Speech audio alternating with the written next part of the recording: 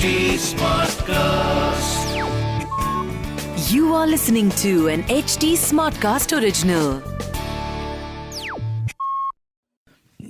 एक मिनट रुक जाओ, रेडी होने दो. चलो ये कर लेते हैं. This could be a great intro. Hi, I'm Akshay. Hi, this is Saurabh, and you are listening to the Founder Thesis podcast. We meet some of the most celebrated startup founders in the country. And we want to learn how to build a unicorn.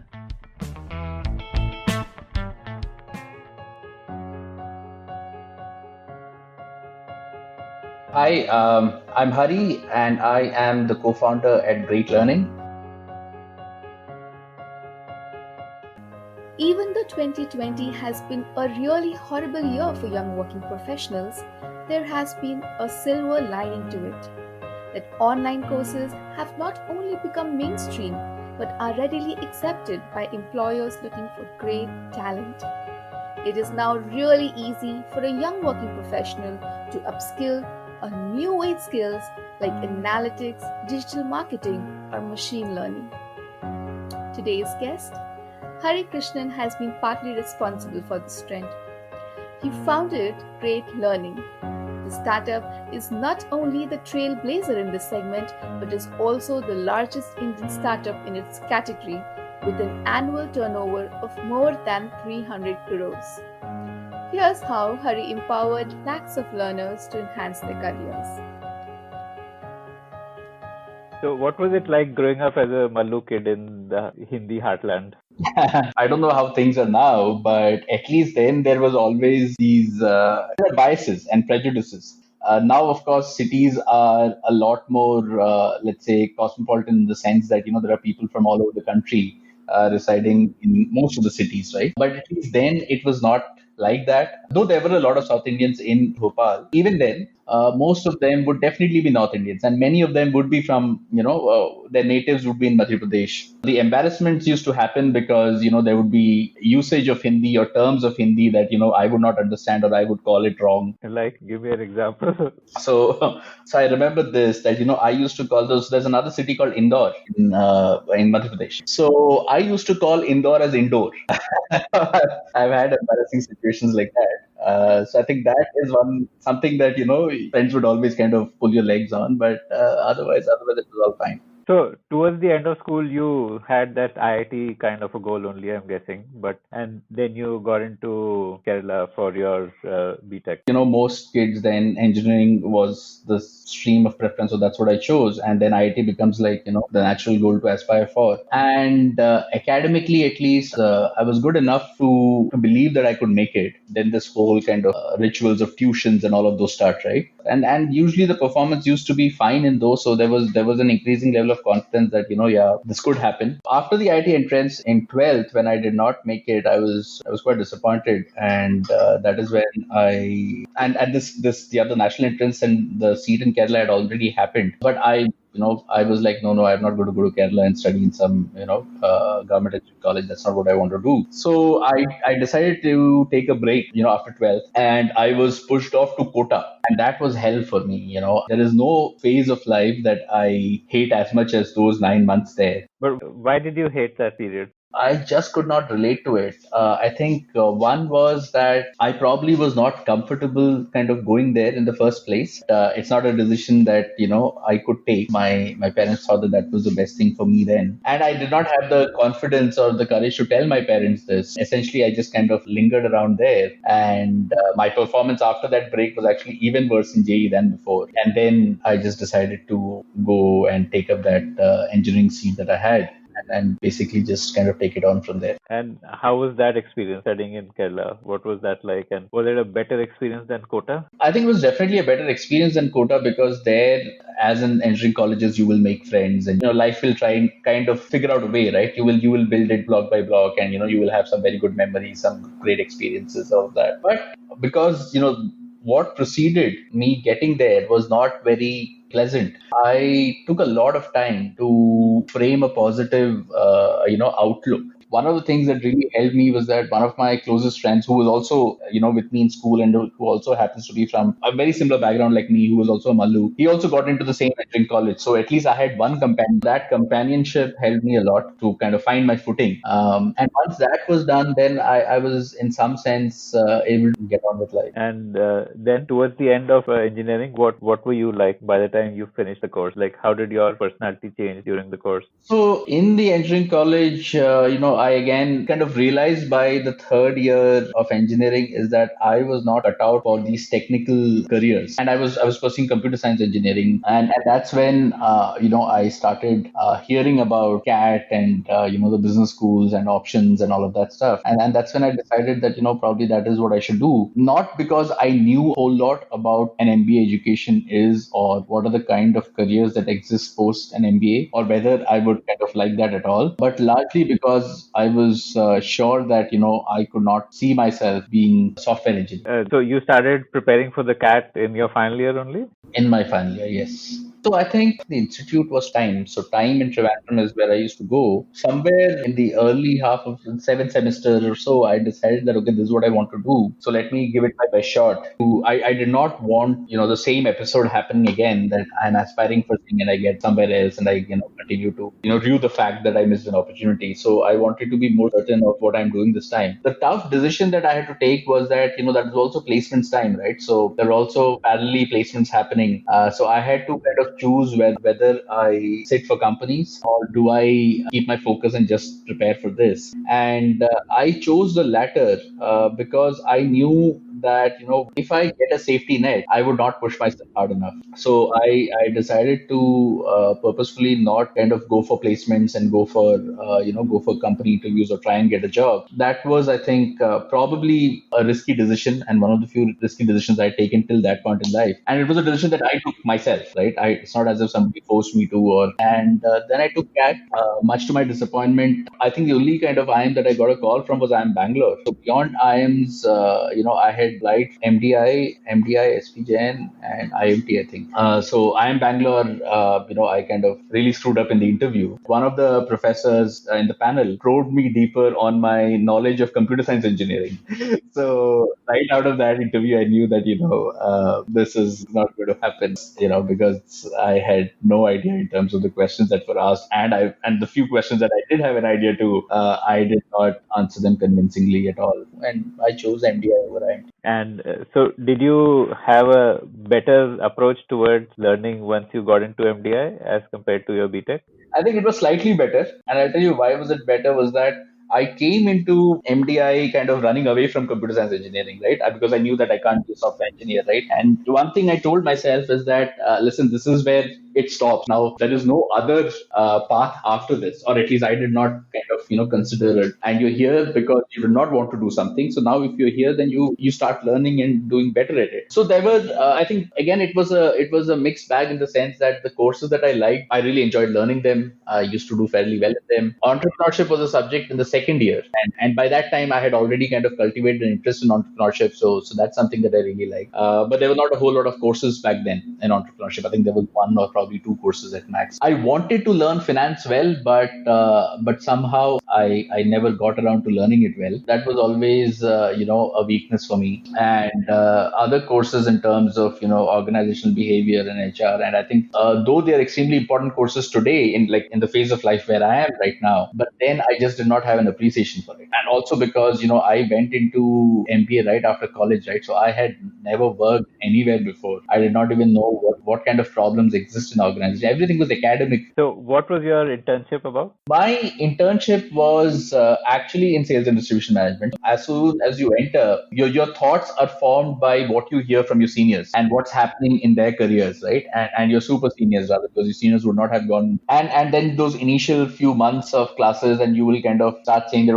marketing is interesting for me. So that's the journey that I went through, like all marketing students in a business school, or at least then, FMCG companies were the dream companies to work. So I said that, okay, that's where I should work, right? I really need to get get to that. To understand that better, as a first step, I got into the placement committee. I was lucky enough to, within placement committee also you have sectors, right, that you work. That's how the placement committee gets divided. So I got allocated to the FMCG sector itself. So I got an opportunity to talk to recruiters and then talk to seniors, trying to understand what kind of roles do they play. And all of that world kind of seemed very, very exciting for me. So in my internship, I was very focused that what I want is an FMCG internship. That's how I landed up in Asian Paints. First 2 weeks I was in Bombay and then I was in Bangalore for the next 2.5 or 3 months. So they had, from what I remember now, Asian Paints had just launched its category of premium products, what is now called the Royale and the Royal Play and stuff, right? What it was called back then. But they just ventured into that and they wanted to do on-ground study of, dealers and distributors in Bangalore, try and understand that, how will this get perceived by their customers? And there was some kind of consumer behavior and some kind of analysis to be done post that. And how do we choose which are the right distributors and dealers or retail stores where this should get showcased, and how will I think a small part of it was in terms of how a target's defined and stuff like that. So then towards the end of your MBA, what was your mind frame like? So then when I came back from internship, I said that, okay, this is one option, but then this is what one's work life is going to be. And is that something I really want to do? Because it's definitely not as glamorous as I thought it. And again, because I think it's largely because I had never worked anywhere before. That's why these thoughts of, a glamorous role and a glamorous job were there. But that's not how it looks like. And that's when I thought that, I should at least spend some more time thinking about what are the other options. And interestingly, it's around that time, by the way, that one of my school friends, he moved from Bangalore to Gurgaon. This happened in my second year at MDI. He is the one who told me about, there is this whole thing of startups, right? You can actually start something, because he was very interested, and because he was from, he was from an IIT, so he had those examples, various IITians doing it. He was like, he's the one who got me thinking around that. We should look at it. It could be a real opportunity. We could build something very worthwhile for ourselves. And it's not as if, people don't do it. People do it. It's just that we are not aware of it. And that's when I started actually seriously considering this as an option, thanks to him. So you had the idea formed by the time placements came around that this is what a startup is going to be, or you just knew that I'll do a startup and we'll figure it out along the way? So me and Vaibhav, we kind of decided that, we should really give this a shot. So then almost the next 2 trimesters were completely focused, and that placement probably happens between the 5th and the 6th trimester, somewhere around that time. So that one trimester, it was completely focused on what should we be doing? What should we be starting, right? So that's, MDI did not have an entrepreneurship club.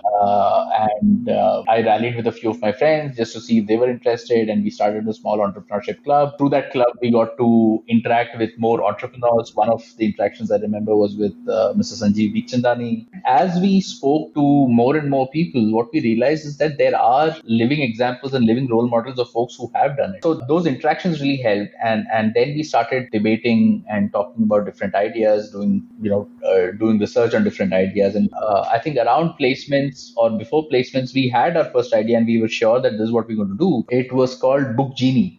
And the idea was, think of it like a Netflix, but for books. And Netflix then was different because then they were mailing in DVDs. Think of the same use case, but for books, right? It's not as if you have to go to a library, through a website. You can create a reading list and we will, mail in the copies to you or the books to you, and you then send them back to us. And it's a monthly subscription model. That was the idea which we wanted to launch. And we'd given it name Book Genie. We'd done a bunch of research, spoken to multiple folks. And then we started working towards, how to source these. Because both Vaibhav and me both come from very similar backgrounds. No one in our family has ever done any kind of venture or business. And it's not as if there's a lot of capital one can kind of bank upon. So we were pretty much starting from scratch and with very little in hand. So we started talking to various book distributors to try and see if we can source books, spoke to a lot of second-hand book dealers, and we even got started with that. So around the placements time, that is what we had decided, that this is the idea that we're going to work on. And then so we launched it, and we realized to our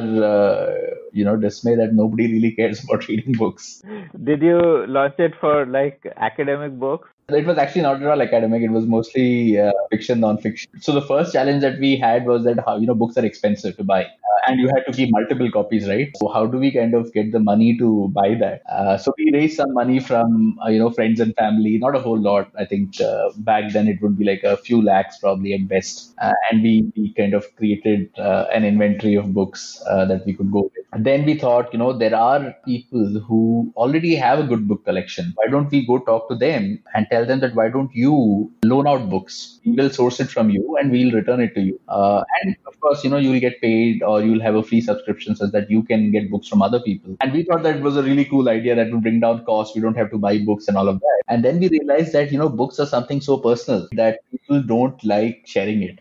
I mean, they may share it with their closest friends or family, but definitely not with strangers. So that was not going to work. They were very particular about the fact that, I'm not going to trust a stranger with my book. So we realized that's not going to work either. Then we spoke to a bunch of secondhand book distributors, went to those guys, tried to cut deals with them, sourced a little more books. So then two realizations happened. One is that the interest in reading books is nowhere close to what we thought it would be. People like to claim they read more books than what they actually do. So yeah, so we got hit on both those sides, right? Even the folks that said, oh, I'm an avid book reader.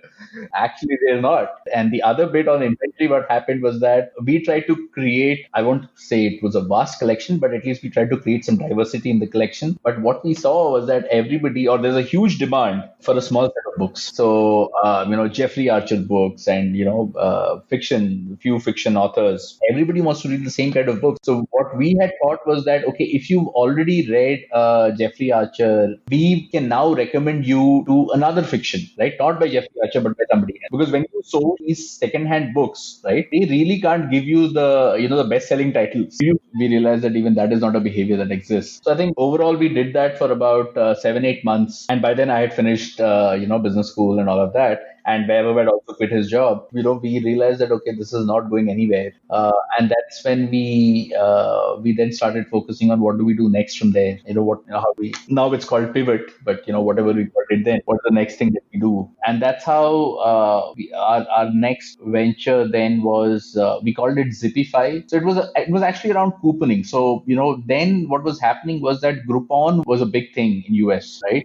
This whole social deals and stuff, right? So you'll have a number of people who collect for you aggregate demand. And then, of course, when we started couponing and Zipify, Snapdeal, in their earlier avatar, they were called Money Saver. We and Money Saver, the two of us used to compete a lot in terms of getting the same brands. No, but tell me exactly what you started. We would go and tie up with brands and tell the brands that you should offer coupons on our website. And I mean, it's important to note that then people do not have smartphones or anything, right? So the only way to kind of redeem a coupon would be to download it, take a printout when you go to a store. So that's what we would do. And we tied up, I think, close to 80 to 90 brands. What we were hoping to do is that, these coupons to consumers would stay free, but brands should start paying us because we are getting more business. Because what we knew is that consumers are not going to pay, or at least we had no reason to believe that they would pay for a coupon. Even globally, the way couponing works is that, for the consumer, it's free. And for the brand, kind of either subscribe to it or there's some kind of payment model there. So that's how we started. And it was not very hard to sign up the brands. Even with a very bare bone team, I think in Zipify, we probably had 5 or 6 people. Even with a very bare bone team, we were able to sign up 89 and good brands, like within apparel, things like Nike and Adidas and so on. Lots and lots of food restaurants and pubs.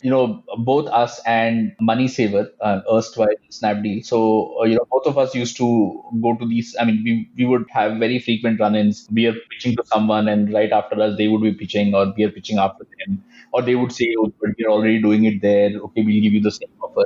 So what we realized is that these brands, I mean, it's easy to get those coupons from them. What is tough is that they're not going to do anything exclusive for you. What they're doing is something that they're doing with 100 other people, and you are basically just another place for them to list those coupons. that is the way they're looking at it. That power equation wherein you kind of say that, oh, I'm going to send you so many customers, and that's why you should give a deal to me. Very, very hard to achieve, especially with the big brands. It's almost impossible to achieve. You are a very, very small player for them, and they would not want to part with their margins beyond the coupon, or give you anything exclusive to that measure. So that's what we realized, but we still kept doing it because at least here we were seeing transactions happening. We were not making a whole lot of money, but we were transactions happening, people downloading. So we kept doing that, and I think so. Zipify in that form we would have done for about close to 1.5 years with this whole thing bit. You said you had 5 people team. So was the business making enough to pay those salaries? No, not all. So after Book Genie, what we realized is that we absolutely have no money. So we had to figure out some sources of revenue. What I used to do was that I started teaching at time. So there were two things that I would do. One was teaching at time, and the other was I got in touch with a bunch of our seniors from MDI who were either running their own ventures or were running their own consulting organizations, and I would take some work from them and get paid for that. Forget our senior's name, but there was the senior based out of Hyderabad. He used to then run an edtech company, you can call it now. But the focus was that it was essentially homework support for students based in US. So for essentially what that would mean is that students in US, whenever they needed homework support, they would probably upload it to his website. Now he needed to have an army of people who could solve those. But of course, he can't employ people full time because that will be huge cost for him. So it essentially used to be freelancers who would help. So I became one of those freelancers, and these are mostly, school level mathematics, science questions. But it was time consuming because you would get paid only when you do, an X number of homework support and stuff, right? So I used to do that on most of my weekends, or a good part of my weekends would be consumed by that. That used to get us some money. Then time I used to teach every day. Now, if I remember, my days used to start around 8 o'clock or something. So 8 to 10, those two morning batches, and then two evening batches again from 8 in. So about 4 batches every day. I used to check time. And then I think they also had another time that I used to go to. So 2 or 3 time centers I used to go and I used to teach. So I think that was essentially what was kind of getting us money and these couple of gigs. Because with that money, we were then paying our rent. So, but rent was a small part. I think the larger part was the salaries that we had to pay. So, they were not very expensive resources, but of course they had to be paid on time. And what were they doing? They were doing the merchant sign up? Yeah, they were largely doing the merchant signups, and I think there was, apart from, so Weber was the tech person. I think he had one more person, like an intern or so, who was supporting him, but everybody else was essentially largely on merchant, and there was one customer support. It was extremely strenuous to do it because your days would be super long, but I think that is a part and parcel of doing a startup. But the other bigger problem was that not all of your time is going into your startup, because now suddenly, as I said, 4 hours of teaching every day and teaching. And that's the first time I realized how hard teaching is. It is extremely exhausting. I had a lot of respect for my mother, who's a teacher, and all the other teachers. One of the things that would always keep eating me is that, there's a good amount of time that I'm not giving to the business because of the financial conditions. And I'm actually, doing other things just to generate cash. And I always used to question myself about how smart is it, or am I even giving enough time, right? So that was always the existential question back then, but there was no other option. So that's why we kept doing it. And between me and Weber, what we decided was that, both of us kind of try and do part-time gigs is not going to work out. One of us will. So that's why I said I will. And while his entire focus should be on the business and, building the product and getting stuff done and signing up merchants and stuff like that, while I also try and generate some cash for us.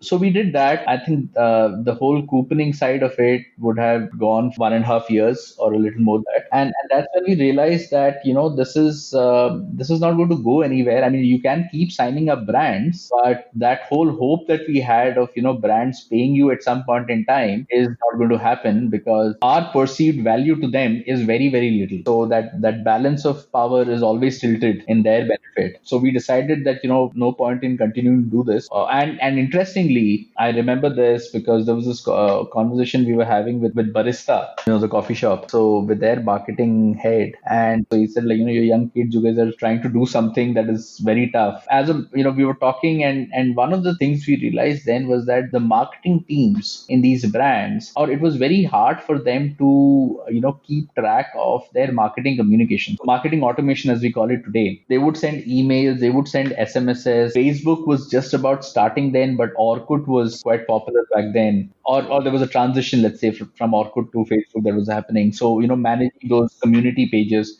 So they were all completely dependent on agencies to do it. And they had very little visibility in terms of what was happening. There were some problems that we saw, then it did not appear to us as problems, but this did come across from this conversation at Barista, and then we kind of validated that across the other brands that we were working with. And we realized that, there was no technology or no product that any of them were using to drive these communication. It was not I won't say it was a big problem for them, but it was a problem nevertheless. So what we did was, now because, the way we had built Zipify, there was always a merchant sign up. So, as a merchant, you could sign into the platform and you could just upload your coupons. Our whole vision was that it should become a self-serve, but let businesses do it themselves. And we also wanted local businesses, smaller businesses to start coming and doing it. So that's how it was built that way. Now, because we already had this, this platform where a merchant could sign in and put out communication, put out their deals, we decided to, pilot it with a few customers where we said that we're going to give it to you for free. And we said that, okay, can this platform essentially become where they can manage a lot of their marketing communications? So the SMSs that they send out, the emails that they send out, the social media, postings that they do, right? Can this be a place where, they can collaborate with their team members? They can just put it out there. It can get reviewed. When it comes to SMSs or emails, it can just be a single click from there that pushes out the campaign. But that started seeing adoption with brands, with the brands that we were working with. And slowly they were even ready to, start paying us for it. And that, I think, was a big opportunity was a breakthrough moment for us, because until then we had not figured out any way of making money. First time when we had clients saying that, okay, we can think about paying for this. But what this also meant was that now, because we were working with all these brands, all of them had their own set of customized requests coming in. While 80% would largely be the same, but everybody had that last mile 20% that they wanted to do. And then, because of our immaturity as entrepreneurs, we would kind of take the line that whatever it takes to please the customer. But today, of course, you would think very differently about it, right? But then we were immature and we said that, okay, our objective right now is to kind of please/delight the customer. So that 20% is extremely important, and let's go start building it. But these 90-100 brands had their own set of 20% requirements, and we did not have a large enough team to build that out. Even with all the teaching at time and all, not as if we could have recruited another 10 engineers or, stuff like that. So that's when we started, working with, and this came through a personal contact. There was this technology company, HBS, based out of Bangalore, Kerala, and US. So we started working with them, so we were kind of outsourcing it, parts of the development. And because this came through a personal contact, we had some favorable terms in terms of payments and stuff. All of those things were there. And that's what we started doing. Now, this company that we were outsourcing it to was already a product company, or they had both product and services, but they were trying to transition from a services to a product company. And their whole focus was around, building a mini ERP for organization for much larger enterprise. And they started supporting us in this development. And over a period of time, as more and more work started happening, but it's not as if, we had definitely proven the point that, this can start generating big revenues or meaningful revenue. But they kind of indicated an interest where they said that they wanted to acquire Zipify as a product and integrate it with their ERP that they were building and start selling that to global clients. So this happened, I think, around mid of 2010 or around that time. So roughly about 3.5 years after we started up. I mean, of course, there was some kind of it was a transaction that was happening, so there was some amount of money to be made, very little, but still, we at least for those 3.5 years we've not seen any money. We were also kind of getting a little bogged down now. When we started out, we were 24, 25, but now we were approaching 30 and some other pressures and milestones. So we knew that was approaching, and we were a little unsure in terms of where we were with our careers. And my co-founder Vaibhav really wanted to pursue masters. So what we decided was that, okay, let's take whatever money we get, let's sell the product, and then we'll see what we have to do from there on. So that's how around mid of 2010 is when Zipify kind of was done. How much cash did you have? Are you at liberty to? I think then, see, there were a bunch of things. One is that I had an educational loan running for MBI. So that's the first thing. So I think overall, it was, I would say, a few tens of lakhs that we were able to make, both of us. But again, as I said, I mean, today probably if you are a SaaS startup and if you have a product market fit, depends upon what you call a product market fit, you can probably maybe ask for any multiples. Then we did not know any of it. And you have to also kind of imagine that we, till that point in time, we had seen no money. Even like 20 lakh was a really big amount for us. Get the hell out, you're getting it when we figure out what to do with it. So I think cleared out the loan, paid back friends and family. Yeah, bought a car for my parents. So those were things that happened around that time. So then after that, I there was a little bit of confidence, I think, that I had gained because, in those 3.5 years, there were many times when things looked so abysmal that, I was not even sure how long would I be able to continue. They were largely abysmal, not because I was not enjoying the journey, but it was largely abysmal because of financial pressure and financial conditions. So having kind of come out of that, though in a small way, gave confidence that it's possible. In those years, actually, I used to talk to, other much more senior mentors and entrepreneurs. So I'll give you an example. Like through MDI, I had the opportunity to interact with Mr. Sanjeev Bikhchandani a couple of times. So one of the things that he said, which I think even today I truly believe in, is that ultimately all of this is a question of perseverance. You may be well-funded, you may be smarter or more intelligent than many others. All of that can give you some benefit. Can probably if you think of it like a race, you could probably be starting a few steps ahead of others. But ultimately, this race is so long that the only ones who succeed are the ones who persevere. So that is something that I, after this experience at Zipify, right, my kind of confidence in that thought was reinforced. Now I was very sure that I don't want to take up a job. Whatever struggle that I went through and the little success that I had at the end of the day, I was fairly certain that I want to continue on the entrepreneurship path. And by then, by 2010, 2011, Indian entrepreneurial scene also started kind of shaping up. I think Flipkart around 2010 is when they raised one big round, and there was so stuff started happening, right? You would read TechCrunch and all of that, so you would see what is happening elsewhere. So there was more and more interest. So I decided that this is something I want to do. I don't want to take a job. I have to figure out what should I be doing next. So then I started looking. I started talking to more people. I started looking at different opportunities. What should be the areas that I should consider in terms of starting up? There was this school friend of mine who had graduated from IIM Ahmedabad, and he had also not sat for placements at IMA and started up. And I had done the same thing from MDI. So he was looking to do his next venture, which was all around solar based LED lighting. And he was an electrical engineer from IIT and then an MBA. So he knew the tech stuff behind it. Around that time, there was a lot of talk around solar, not lighting as such, but solar power generation for India, and around 2011. So that was one thing that I seriously considered, that joining hands with him, joining him as a co-founder and trying to build that venture. So I went and even worked with him for about, I think, 3-4 months, not really as a co-founder, but just to go and try and understand what this opportunity means. And in those 3-4 months of working there, what I realized is that the opportunity for sure is real. It makes a ton of sense, and now it makes even more sense. In fact, his venture is doing very well as well. But what I realized is that I have very little to contribute. Though I liked the opportunity, I was not very sure in terms of what can I do about it. And that's when I also got to talk to another batchmate from MDI. His name was Gautam. So Gautam then was working in Bombay in a consulting company, and Gautam and his brother, Mohan, then was the managing director at Tiger Global in India. They wanted to basically set up a business school in Gurgaon, which was focused around energy management. I thought that was very interesting because on one side I had, by working in that French startup for 3 months, I had seen how acute a problem our country faced in terms of energy, right? and how renewable energy could be the future provided few other things fell in place. So that opportunity was there. And when I spoke to Gautam, he wanted to set up a business school that focuses purely on that. And education is something that was, I wouldn't say it was a business interest. It was a well formed out business interest, but education is something that I think, like most people, I've been very passionate about. So it always felt good when you could contribute through teaching or contribute, by giving good education. The most pleasant memories at time would always be about your students from a batch clearing,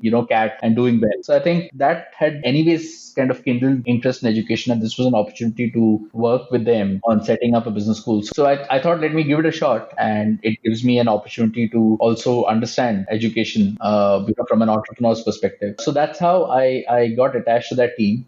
I was part of the management team that was setting up this business school in Gurgaon. I joined as as the senior member of the team, trying to understand or trying to set up the school. And the understanding was always that, if I'm contributing, then, at a future date, there will be equity. So I did that. That was also very entrepreneurial because, we were just starting up and you had a lot of freedom, and you essentially, it's like, setting up something right from scratch. So I was part of that for 2010 to 2012. So you joined Institute of Energy Management as a part of the leadership team in setting up that B school. So when did it become Great Lakes? In 2011, IEMR, Institute of Energy Management and Research, and Great Lakes, there was a merger that happened. And then this institute in Gurgaon was rebranded as Great Lakes Gurgaon. So Great Lakes till then was in Chennai, and they were looking to expand. And that's how Mohan got in touch with Dr. Bala, who was the founder and dean of Great Lakes. And, Mohan put in money and also got this merger done. We were able to bring Great Lakes to Gurgaon. So in 2012, after about 2 years of setting up the business school and then bringing Great Lakes to Gurgaon, Mohan and I got talking. That was also the time when Coursera or this whole MOOC revolution had started with Coursera and others. We said that, there is a massive opportunity in India when it comes to executive education, because until then, executive education in India was largely delivered through, few institutions, and their programs were almost always completely campus-based. And they were still catering to a very, very small set of, audience or a small set of professionals. The opportunity that we saw was that, India has probably the world's largest, if not one of the world's largest set of working professionals, skilled professionals. Whereas when it came to options of executive education, we were very, very underserved. And there was a huge problem in quality as well. So apart from, let's say, a few handful of good institutions that were providing good quality executive education, and there was also not enough given the number of skilled professionals that we have. So that's when we said that, let's start Great Learning, which focuses completely on executive education for working professionals. Let's try and identify areas where we know that there is an industry surge that is coming up or is already there, and it is very underserved when it comes to programs or executive education options in those skill areas. So that's how we started Great Learning, and we started with analytics as our domain. And it was an online play right from the original conception, like you wanted an online education. It was not an online play back then. It was a blended play, which means about 50% was online and 50% was through weekend classroom sessions. It was very hard for people to accept online learning in 2012. So while MOOCs were gaining prominence and MOOCs were completely online, but then MOOCs were free. Nobody had to pay anything for them, and when you're free, when you offer a product or a service for free, people will surely try it out. But what we very quickly saw was that, the percentage of completion on MOOCs was very, very poor, and continues to be very poor for that matter, right? It's like 6%, 7% of learners really complete their program. So we did not want to do that. We wanted to impart education that actually transforms their careers, but at the same time, not look at, something that is completely campus-based. So we wanted to do what we called a blended approach, where 50% is online and 50% happens through live teaching in classroom over weekends. And that's how we started. That, rather than, let's say, doing an MBA program, like an executive MBA program, can we look at an emerging skill where there is not a lot of competition, where we can quickly kind of establish our quality and our credentials in that market. We're talking to a bunch of industry leaders. We identified that analytics then was something that was growing in demand. Companies were really struggling in terms of having analytics trained talent, and we started our first program. First of all, that's how Great Learning started, and then we started our first program in analytics. So this was our first batch or cohort launched in November 2013. So even today, that is what we celebrated Great Learning as the foundation day. It was the day that our first cohort got launched. Okay. And how many students in the first cohort? So the first cohort had 28 students. How did you acquire these students? So these students were acquired, we would do digital marketing, so Google and Facebook predominantly, and we really did not have much of a sales team per se, but there was me and there were, a couple more people, four of us. We would take these calls, talk, and they were all very, very senior professionals. So there was no point in hard selling them, but we would try and explain to them as to why is it important to learn analytics, why is the program a good choice for them. It was around the same time that we launched this program. There was also ISB with its analytics, executive program in analytics, and there was also IIM Bangalore. So all these three programs started around the same time, I think in the span of 5 or 6 months here and there. But those were really the only options that were there. Though our first cohort was actually in Gurgaon. So what that means is that to attend those physical classes, you had to come to Gurgaon. What we saw in this set of, in this first batch of 28 that we launched, that more than half of them were actually not even in NCR. So there were people from Bangalore, from Chennai, from Hyderabad. We had a few learners from Dubai, Abu Dhabi, and Singapore who would fly in every month to come and attend classes. And that kind of gave us a sense that, there is something much larger at play, and excellent profiles. Most of them were all with more than 10 years of experience across industries, technology, consulting, automobile, manufacturing. And how much were you charging them for the course? I think when we started, we were charging about 3 lakhs, if I'm not wrong. So there were a few things that, that we had kind of ingrained as our tenets when we started Great Learning. On the business side, the first and foremost thing was that we are going to build a business with solid unit economics, right? We were very particular about that, we did not want to build a business where there were no unit economics. And we wanted to build a business that was sustainable. Then the other tenet that we very strongly believed in, even now believe in, is that for education to be meaningful, it cannot be superficial. So there's no point in trying to teach people R. Back then it was SAS and R, and now it's Python. Just trying to teach people these tools and tell them that they've learned analytics or data science. So if it truly has to bring about a difference in their careers, it has to be a very meaningful and exhaustive learning experience. We were certain that, you really cannot learn analytics in 10 days. And if you have to learn it, you need time. So which is why we went with a longer format. We went with a price premium such that it makes sense to run this as a business. And the third thing that we said was, quality over growth always. We never kind of said that, if first cohort is 28, then, in 2 years, it should become, 2,800 or 28,000. We said that, we need to figure out how to teach people well. We need to figure out that they learn very well. And unless and until that piece of the puzzle is solved, that, we know what it takes to help people learn well, we are not going to chase growth just for the heck of it. In our journey at Great Learning from 2013 to almost 2016, 2017, we only had one program. We only had this analytics program, and we kept launching it in more and more cities.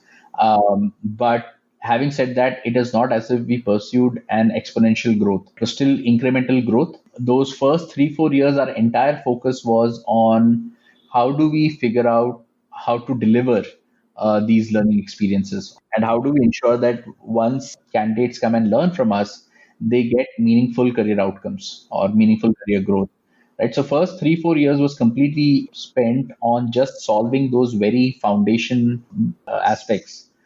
So I think by around 2017 itself, we only had that analytics program, and that analytics program was catering to about 1,000 odd learners in a year. And in India, that was the largest executive program of any kind. Once we hit that milestone, right, we were more confident that, okay, now we have a playbook. We know what it takes to deliver. We know the constraints, we know the problems, we know how to solve them, right? And now there is more confidence of scaling it up. That is where, so from 2017 really is when we started scaling up by adding online online programs, by adding more programs in general, by being more aggressive in marketing. So from there, just last calendar year, we had about 18 to 20,000 learners. So how do you think it became the largest executive program? Was it word of mouth? Was it smart marketing?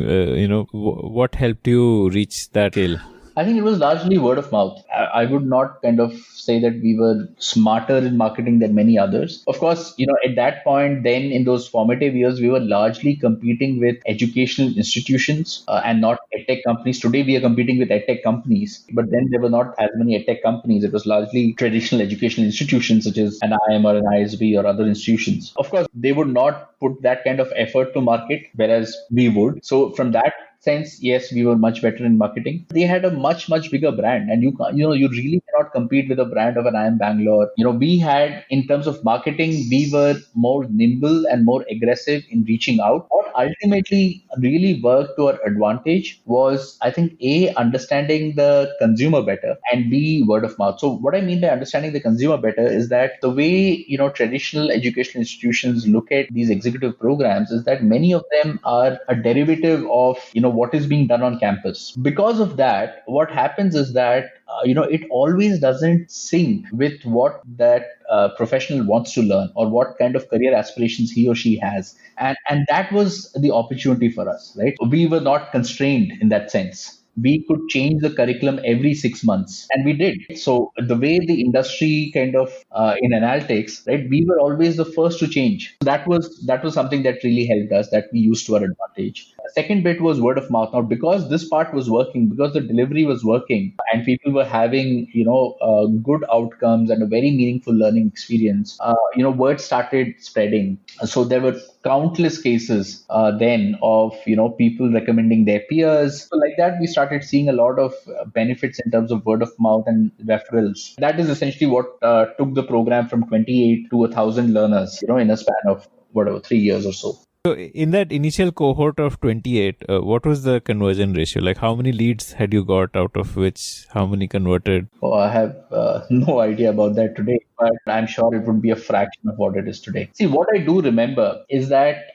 in that first cohort, there were a lot of, one of the first questions we had to address and answer was, why should you be upskilling? Today, that question doesn't have to be answered. But then, we had to actually face that battle first. That, listen, you should be upskilling, and this is why you should be upskilling. And then it would come to, why should you be upskilling in analytics? And then it will come to, why should you be upskilling in this program by Great Learning? Today, I think the first two questions are answered. A lot of professionals understand that they have to upskill. We don't have to, market those skills, and we don't have to market the necessity of upskilling. Those two questions are now answered largely. What we still need to, of course, answer is, why is Great Learning the right option for them? So it's a much more refined and a bounded problem now, right, than back then. Is your sales operations like a very human intensive, or is it like largely a lot of sales just happen online, or how does that happen? See, at our price points, though we have experimented multiple times, and what we've realized is that first, there are two things at play. First of all, when it comes to education, people want to talk, right? They want to, while you may put all the information you have on your website, but they will still want to talk to you more from an aspect of verifying whether everything that you've put out there is indeed the case or not. In the case of, an Amazon or a Flipkart or a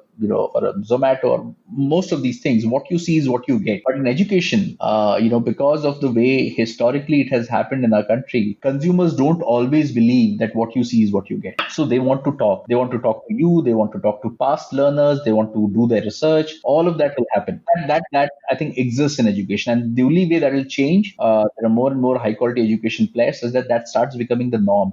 So that is one. The other aspect of why it has never worked as a checkout funnel is because of the price point, right? So the price points at which we are operating, our average program price is a few lakhs, right? But it can range anywhere between 1.5 or 1 lakh to all the way up to 4.5, 5 lakhs. At that price point, people are not going to do a checkout. It is a very involved purchase. So to answer your question, there is a human element involved. Email communication, informative emails that go, we have counselors that talk to prospects, multiple conversations that happen. So it's not as in one conversation a person will be convinced. And there is a certain sales cycle. It takes our average sales cycle is about 10 to 15 days that it takes, for a person to convert. And you continue to send emails to people who fill up a form, like an inquiry form. Yeah. So for us, that nurturing and engagement is extremely important because it is, as I said, it's a very involved purchase. So we do a lot of it for nurturing. We apart from emails, we do a lot of webinars. Now we have a very, very active YouTube channel, where we post some learning content almost on a daily basis. That is received very well. We do a lot of these, industry talks. We have now recently launched what we call as Great Learning Academy, wherein we have over 85 courses that have been opened up for free. So free content. But what is the business logic for doing that? Free courses? So free courses, the logic is that, because what we do in terms of our paid courses is that it is all packaged, what we call as a structured learning format. You will know exactly what you have to do week on week for the next 12 months or 6 months, whatever the duration of the program, and you will go from point A to point B. There are a lot of people who are not convinced about taking that big, commitment right now. And when I say commitment, it could be in terms of price, it could be in terms of time commitment, or it could even be in terms of, interest in that area, right? So what we decided is that, okay, we will give you, free courses, and these are much shorter, bite-sized snackable content that you consume, and you will definitely learn something, and you see whether it is for yourself. That's what we did. So that is the business logic that increasingly more and more of them will come towards our package programs as well. Have you raised funding so far, or has there been no need for it? Like, it's been profitable from day one? Yeah, so since that was the tenet that we based it on, right, unit economics, the business has always been profitable, right, from year one. And that was one of the things that we were very particular about. That what we said is that we will raise money, but we will raise it on our terms. We want to retain that, call it flexibility or call it, control of vision, which is the reason why so far, we've not, because the business has been generating cash and we have been growing more than 100% ever since inception. But in the last 6-7 months, we've been talking to a lot of investors. There's been a lot of inbound interest, kind of heightened even more now. So as things stand, we are still engaging in those conversations. We are involved in those conversations. The reason for raising is different. There are a couple of growth directions that we want to pursue. So right now the option would be to take it out of reserves and put it. While part of it will happen like that, but we still need additional capital. There are also initiatives such as we want to build a brand. We've not done a whole lot when it comes to that for Great Learning. And there is also opportunity that we see towards consolidation, inorganic growth,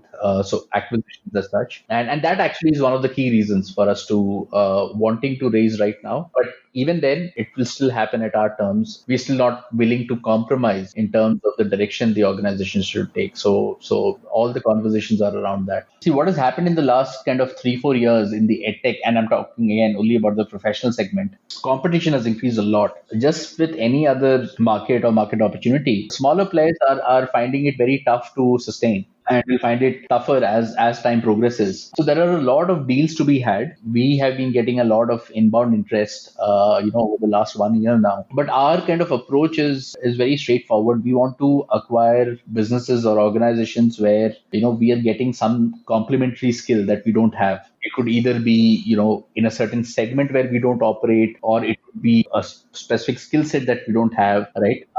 We are not going to acquire to grow scale. Point being that we don't want to acquire to get customers. That is what we are evaluating right now across various organizations. So what is Hari learning personally right now? And, all entrepreneurs are essentially learning machines and they're driven by learning. So what is it that you are personally learning right now, or things which excite you right now that you want to learn? Great question. So right now, currently, what I am learning is a lot about, how do you build organizations at scale?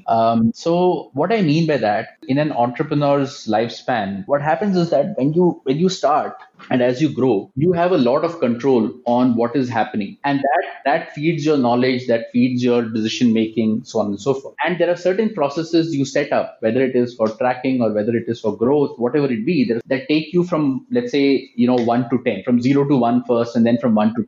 But now when the journey journey that has to be made is from a 10 to 1,000, what you realize is that two things. First of all, you won't have that clear line of sight because you're now going to be leading much larger teams, much larger organizations, right? And responsibility has to be divided. There will be other people who have to do what you were doing, and probably they'll do a better job at it. That is your job as a leader, right? That the people that you have are going to do a better job than what you were doing. And the second bit is that the processes that you set up or the processes that you were banking, right, that took you from a 1 to 10 will not take you from a 10 to 1,000. While you may not have a clear line of sight, the action on the ground, how do you build systems and processes such that you're not disconnected, right, from your customer? Those are the challenges that, I'm facing as an entrepreneur today, because we are at that, we are making that journey from a 10 to 1,000. So my learning right now is largely from reading, listening, listening to podcasts, and of course, talking to other entrepreneurs. So that was how Hari built up one of India's largest edtech companies that is not only growing fast, but is also profitable. If you want to benefit from some of the free courses that Great Learning offers, then do check out the Great Learning app.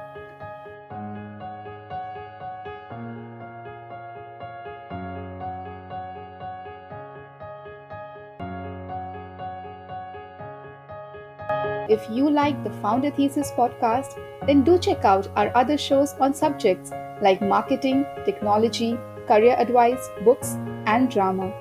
Visit thepodium.in, that is thepodium.in, for a complete list of all our shows.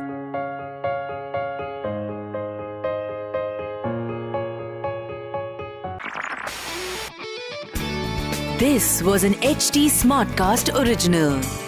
HT Smartcast. Log on to htsmartcast.com to listen to more such podcasts.